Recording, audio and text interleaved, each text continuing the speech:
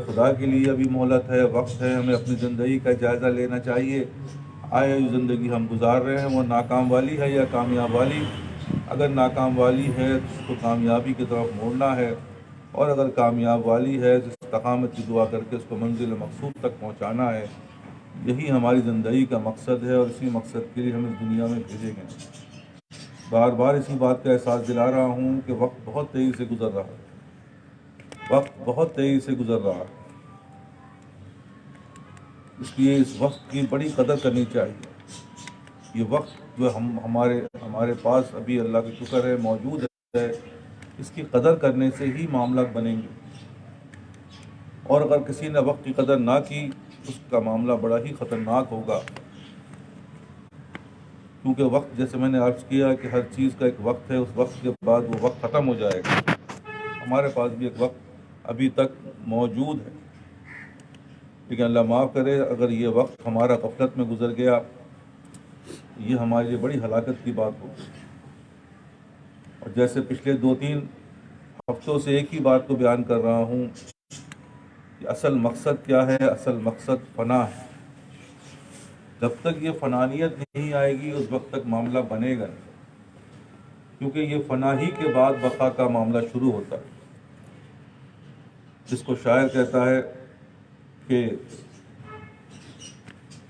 دانہ خاک میں مل کر گلے گلزار ہوتا ہے۔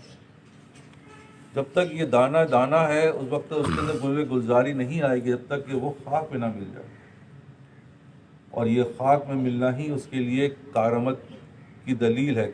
اسی طرح ہماری زندگیاں ہیں، اگر ہم اپنی زندگی میں کامیابی چاہتے ہیں تو یہی اس کی کسوٹی ہے کہ ہم نے اپنے نفس کو پامال کر دیا۔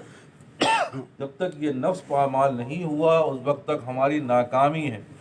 بار بار ایک ہی بات کو دہرا رہا ہوں، دیکھیں ایک ہی بات دہرا رہا ہوں کہ کامیابی اور ناکامی کی جو کسوٹی ہے وہ نفس کی پامالی ہے، اور نفس کی پامالی کی جو کسوٹی ہے وہ یہی ہے کہ یہی دیکھنا ہے کہ ہم ہر چیز کیا اپنے نفس کے کہنے پہ چلتے ہیں یا پھر اللہ کے اور اس کے نبی کے حکم کے کہنے پہ چلتے ہیں۔ تو یہی ہم نے دیکھا ہے کہ ہم ہر چیز کو اپنے نفس کے لحاظ سے مانتے ہیں، اور جو ہم کچھ لوگ کچھ مانتے ہیں اور کچھ نہیں مانتے، کچھ لوگ بالکل ہی نہیں مانتے، اور کچھ مانتے ہیں اور کچھ نہیں مانتے۔ یہ ہلاکت ہے، کیونکہ کوئی بھی چیز کا حاصل ہونا اس کی کامیابی جو ہے وہ پورے کے پورے میں ہے۔ یہ کامیابی اور ناکامی ہماری اپنی بات ہو رہی ہے، یہ اللہ معاف کرے نعوذ باللہ اللہ کی کامیابی نہیں کہلا رہی۔ اگر ہم میں کامیابی چاہیے تو اس کے کامیابی کی جو دلیل ہے وہ پورے کے پورے داخل ہونے میں۔ اس لیے ایک ہی بات کو دہرا رہا ہوں کہ ہماری زندگیوں میں یہ جب تک یہ پورا پن نہیں آئے گا اس وقت تک ہماری زندگیاں کامیاب نہیں کہلائیں گی۔ آپ جتنے بھی حج کر لیں، عمرہ کر لیں، نمازیں پڑھ لیں، تسبیحات پڑھ لیں، کیونکہ ان ساری چیزوں کا جو مقصد ہے وہ یہی ہے کہ ہم نے اللہ کی بات کو مان کر اپنے آپ کو فنا کر دیا، اور یہ فنانیت جو ہے یہ اتنی آسان نہیں۔ اس کو شاعر کہتے ہیں کہ آسان نہیں ہے عارفی آداب میں کشی، ایک عمر میں ہوتی ہے عرفان میں کر۔ یہ جو اللہ سے تعلق ہے، اللہ سے جسے کہتے ہیں کہ محبت ہے، یہ ایک وقت پہ جا کے ہوتی ہے۔ اس کو دوسرا شاعر یہ کہتا ہے آئینہ بنتا ہے رگڑ لاکھ جب کھاتا ہے، کچھ نہ پوچھو بڑی مشکل سے بن پاتا ہے یہ دل۔ یہ دل کا بنانا جو ہے یہ ایک مشکل کام ہے، اور اس کے اوپر جتنی میں نے آپ سے عرض کیا کہ ہر چیز کے پیچھے ایک شرط لگائی ہوئی ہے، امتحان لگا ہوا ہے۔ اگر یہ امتحان نہ ہو تو پھر تو بہت آسان ہے، جس کے بارے میں کہتے ہیں کہ بھائی نماز ایسی پڑھو کہ تم آنکھ کھول کے نماز پڑھو۔ اب دیکھیں آپ اگر یہی بات کہہ دی جائے کہ آنکھ بند کر کے نماز پڑھو تو آسانی ہو جائے گی، انسان بہت ساری تفکرات سے نکل جائے گا، لیکن کہا جاتا ہے کہ آنکھ کھول کے نماز پڑھو۔ اس لیے یہ کہنے کا مقصد یہی ہے، یہ امتحان جس دور سے ہم گزر رہے ہیں، جس لیے ہمیں یہاں دنیا میں بھیجا گیا ہے، اس کا مقصد صرف ایک ہی ہے کہ اے بندے ہم تمہیں آزمائیں گے،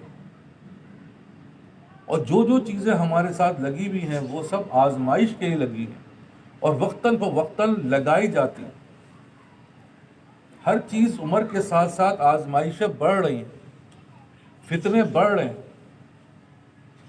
لیکن ہم اور آپ جو ہے جسے کہا جاتا ہے کہ بھائی ابھی تو ہم الف بے ہی میں پھنسے ہوئے ہیں، ابھی اس بات کا شعور ہی پیدا نہیں ہو رہا کہ ہم کہاں جا رہے ہیں اور ہمیں کہاں جانا ہے۔ دن بدن یہی دیکھا جا رہا ہے کہ اللہ معاف کرے لعنت میں گرفتار ہو رہے ہیں۔ لعنت کیا چیز ہے؟ لعنت جو ہے وہ اللہ تعالیٰ کی ایک ایسی جسے کہتے ہیں دور کر دیتا ہے اللہ تعالیٰ اپنے پاس سے، اس کو لعنت میں مبتلا کر دیتا ہے، جس کو شیخ سعدی علیہ فرماتے ہیں کہ بزندہ نے لعنت گرفت، تو شیطان جو لعنت میں گرفتار ہوا، تکبر کر کے لعنت میں گرفتار ہوا۔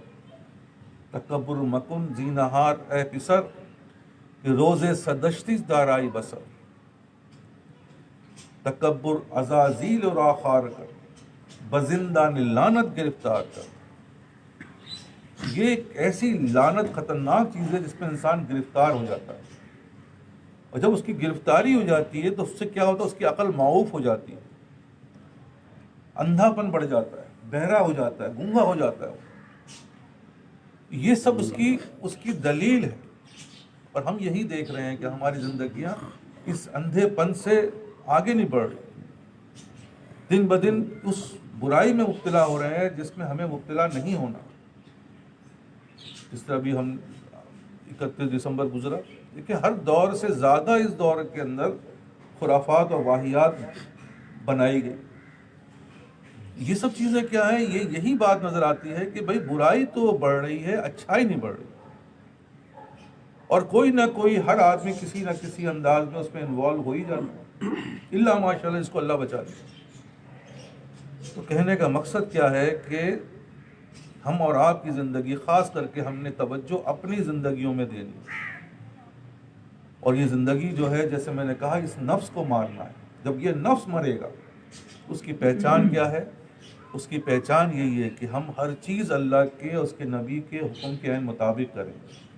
نماز پڑھیں گے تو جیسے کہا گیا ہے ویسے ہی پڑھیں گے، کہا گیا جہاں دیکھو تو ہم ویسے ہی دیکھیں گے، جہاں ہاتھ باندھنے کہا ہم ویسے ہی ہاتھ باندھیں گے، سجدہ جیسے جیسے کہا جا رہا ہے ہمارا نفس جو ہے وہ اس کے خلاف نہیں جائے گا بلکہ اس کے عین مطابق کرنا شروع ہو جائے گا۔ اس کا مطلب یہی ہے کہ یہ نفس ہمارا مر گیا۔